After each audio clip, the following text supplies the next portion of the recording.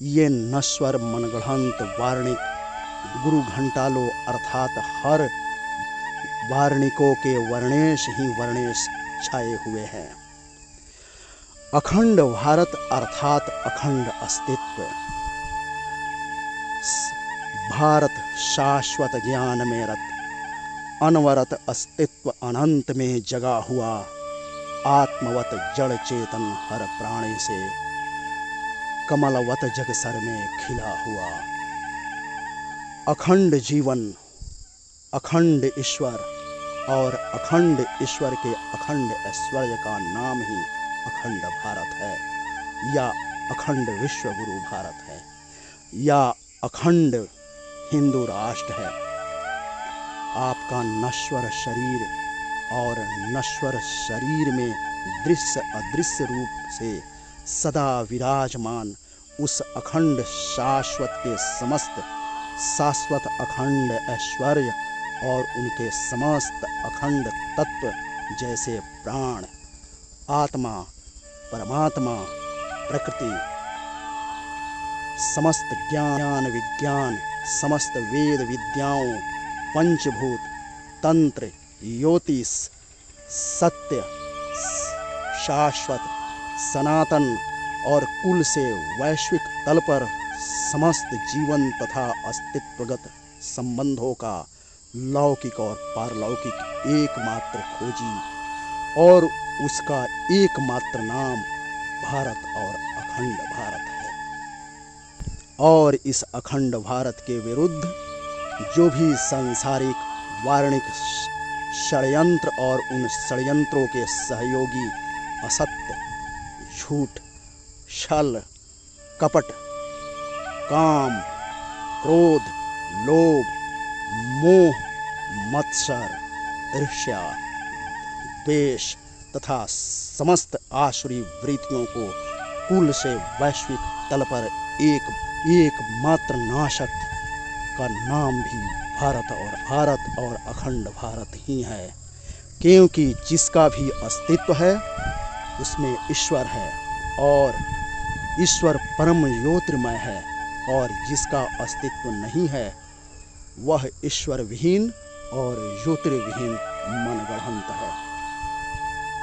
एकमात्र मनगढ़ंत अरबी और ईसाई वर्ण व्यवस्थाएं। ये अरबी और ईसाई वार्णिक व्यवस्थाएं स्वयं मनगढ़ंत, अजैविक और अनस्तित्वगत होकर भी एकमात्र अभेद, जीवनिक और अस्तित्वगत अखंड भारत और अखंड भारतीयता को अजीवनिक और अस्तित्व विहीन प्रमाणित करने में एक काल से लगे पड़े हैं। ध्यान रखना, मनगढ़ंत वार्णिकों, कुल से वैश्विक तल पर भारत या अखंड भारत का विरोध तुम्हारे द्वारा तुम्हारे स्वयं का विरोध है, तुम्हारे द्वारा तुम्हारे प्राण का विरोध है, तुम्हारे द्वारा तुम्हारे जीवन और अस्तित्व का विरोध है। जब तुम्हारे प्राण और आत्मा ही तुम्हारे भीतर नहीं होंगे तब तुम मृत्यु के अलावा किस जीवन को उपलब्ध होगे। अतः मनुष्य हो और अपने स्वयं से अपने परम स्वयंभू को पहचानो और उनको उपलब्ध हो। नर्क और नारकिक। नर्क और नारकिक अर्थात वर्ण व्यवस्था और वार्णिक वर्णेश। जैसे दिया तले अंधेरा अर्थात एक ही दीपक पर शाश्वत परम ज्योत भी उतरती है और वह ज्योत जहाँ नहीं पहुँचती उस दीपक के नीचे नश्वर अंधेरा भी रहता है, और वह शाश्वत ज्योत दीपक के जिस क्षेत्र में नहीं पहुँचती वहीं नश्वर अंधेरा डूबका रहता है। अतः प्रकाश की अनुपस्थिति का नाम ही नश्वर तिमिर है, चाहे वह तिमिर आपके बाहर का हो या आपके भीतर का, अज्ञान हो या मूढ़ता, क्योंकि प्रकाश और चेतना ही एकमात्र शाश्वत जीवनिक अस्तित्वगत है, नश्वर तिमिर नहीं। नश्वर अज्ञान नहीं, दिया तले अंधेरा की भांति आपका शरीर भी नश्वर तिमिर और शाश्वत ज्योतिर्लोकों से संबंधित है। और तिमिर लोक जिसका केंद्र आपके पंचभूत शरीर में आपकी खोपड़ी है, जो एकमात्र नरक और प्रेत योनियों से संबंधित है। आप कभी भी एकमात्र अपने विचारों के द्वारा संपर्क कर प्रेत योनियों और नरक से संबंध स्थापित कर सकते हैं। अर्थात यह नरक और प्रेत योनियां हिंसा से प्रारंभ होकर हिंसा पर ही समाप्त होती है। नरक और तिमिर लोक आज पूरी वर्ण व्यवस्थाएं प्रेत योनियों से आक्रांत हैं, क्योंकि यह वर्ण व्यवस्थाएं एकमात्र प्रेत योनियों और तिमिर लोकों से ही संबंधित है।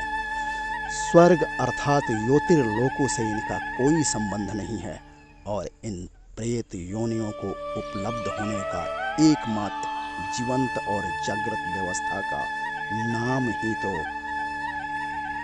वर्ण व्यवस्था है।